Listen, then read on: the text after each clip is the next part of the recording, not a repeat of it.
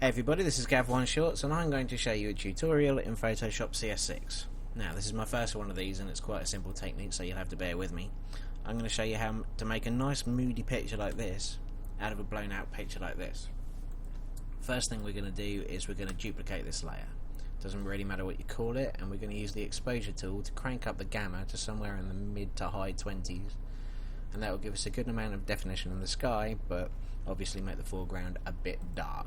So we'll rectify this in a second. Just going to merge these top two layers to make it easier to work with. Now, with the top one selected, this is our dark one on top and our blown out one underneath.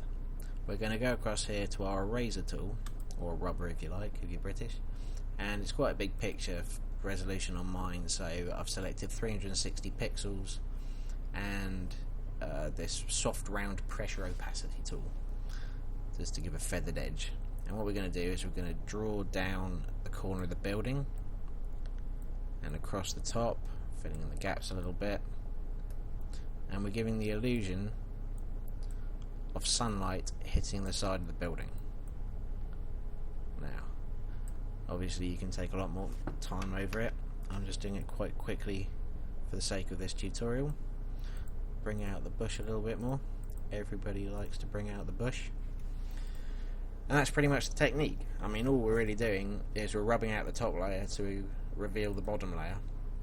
If you think there's a bit too much contrast, if you think there's a bit too much contrast between the highlights and the shadows here, you can select the bottom layer and put on a bit of exposure and bring up the gamma so it's closer, and you do your usual array of colour correcting, I suppose. I mean, on all of it, I think I brought the gamma down to bring up all the colours, and that's pretty much it.